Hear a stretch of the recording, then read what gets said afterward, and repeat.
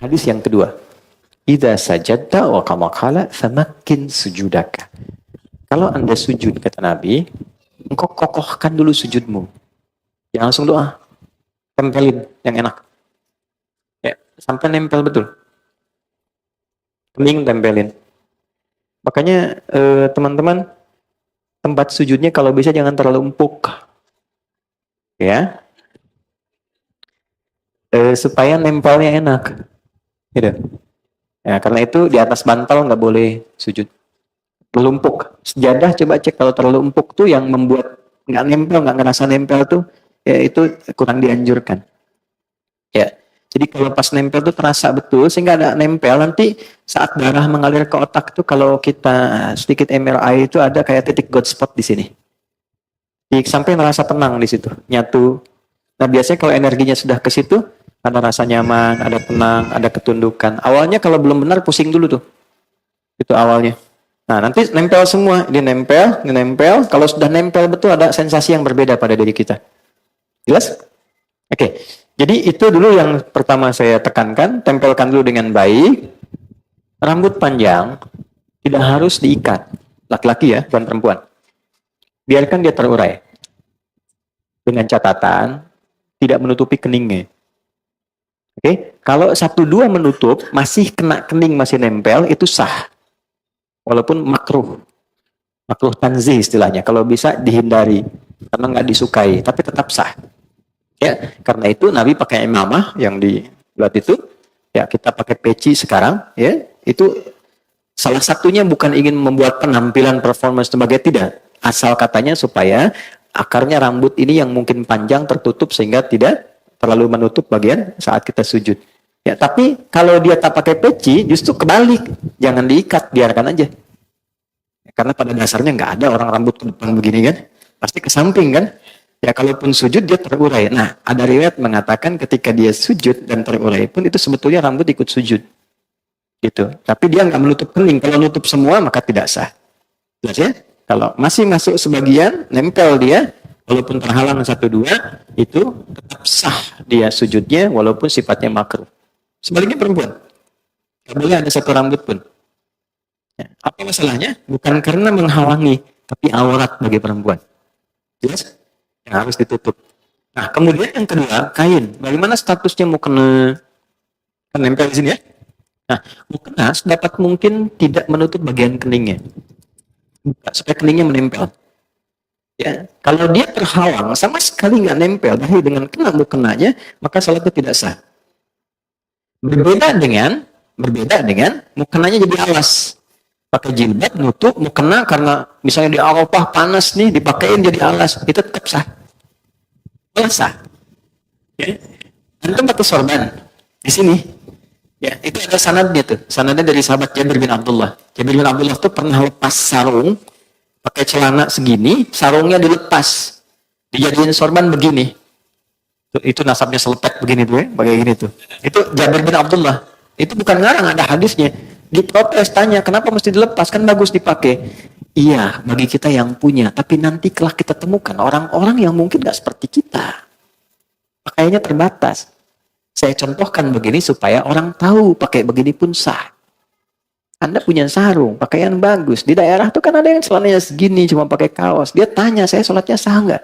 Agama ini mudah, jangan dipersulit. Maka kalau dipakai di sini jubahnya, kemudian sorbannya, lalu sujud, kena ke sorban, sholatnya nggak sah. Ya? Tapi kalau sorban dibentangkan begini, tidak menempel di sini, itu sah. Intinya tidak ada kain tambahan yang digunakan di sini menghalangi tempat sujud. Tapi kalau dia bukan bagian di tubuh dilepaskan begini, itu sah. Jelas ya? Contoh, boleh nggak saya pinjam? Kasih.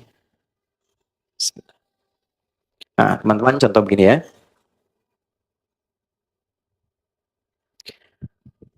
Kemudian mau sujud. Begitu mau sujud, ini terurai ke depan. Kamera melihat ya, supaya bisa nyampe. Ini. Nah, ini kena begini. Nah, ini tidak sah salatnya. Tidak sah. Oke? Ya. Karena ini sesuatu yang ada dalam tubuh, nempel begini, ikut terbawa. Tapi kalau begini, saya wukuf di Arafah, panas gini, dekat batu, saya gini kan supaya nggak terlalu panas. Sah. Jelas? Sekali. Jelas begini? Baik. Sudah sempurna sujudnya? Belum, karena belum berdoa. Baru sujud. Sekarang doanya bisa apa? Yang kita baca? Nah, kita punya 2 menit lagi. Doanya bisa Subhana Rabbiyal A'la. Boleh tambah Subhana Rabbiyal A'la wa bihamdi. Ada lagi satu lagi. Subhanakallahumma Rabbana bihamdika Allahumma gfirli. Sudah. Baik. Ini tidak banyak orang tahu. Itu doa pembuka. Bukan doa yang sesungguhnya. Itu doa pembuka. Kita sedang berusaha mendekatkan diri kita sama Allah. Subhana rabbiyal a'la wa bihamdi. Ya Allah, Engkau yang maha tinggi. Saking agungnya, aku tundukkan bagian terhormatku hanya untukmu. Kan kehormatan manusia itu di kepalanya. Begitu dia bisa jatuhkan ke bawah, itu sedang merendahkan dirinya. Itu di Romawi kan, dia sujud tuh. Kan?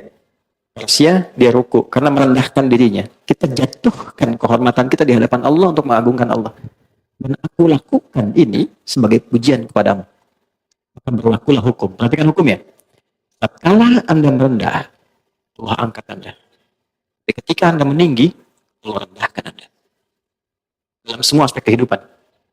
Anda boleh hebat jadi suami, tapi kalau Anda terlampau tinggi, Allah jatuhkan. Anda boleh hebat sebagai pengusaha, Anda sombong tinggi, Allah pasti rendahkan. Tapi ketika kita rendahkan diri kita, Allah pasti angkat. Itulah sebabnya kenapa orang sujud diangkat, diberikan 7 bacaan doa, permintaan yang dikabulkan.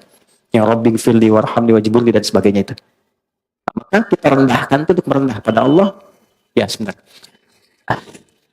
Sambil kita katakan, di ujung, Allahumma gfirli, ya Allah ampuni aku, yang kadang dalam hidup selalu merasa tinggi, merasa hebat, merasa paling berwenang. Aku jatuhkan diriku kepadamu. Begitu kita ucapkan Subhana Rabbiyal A'la wa bihamdi atau Subhanakallahumma bihamdika Allahumma gfirli, jatuh, maka muncullah kemudian apa yang kamu mintakan. Maka Nabi katakan fa'aktsiru doa, perbanyak doa. Kalau permintaannya seperti Nabi ajarkan, boleh dilafazkan. Tapi kalau tidak sama dengan yang Nabi ajarkan, cukup di hati kita sampaikan. Ya, masalah rumah tangga pengen curhat, masalah pekerjaan, ya, masalah sosial, hadirkan. Senikmat apa yang bisa kita lakukan. Tapi lihat sedang sholat apa. Kalau berjamaah, ingat-ingat ada imam.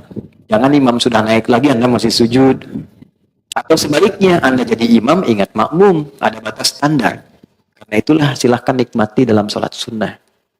Tahajud, duha, tumpahkan aja. Minta sama Allah. Nah, itu dalam hati. Tapi kalau sekiranya Nabi pernah ajarkan doanya, boleh bacakan dengan lisan kita.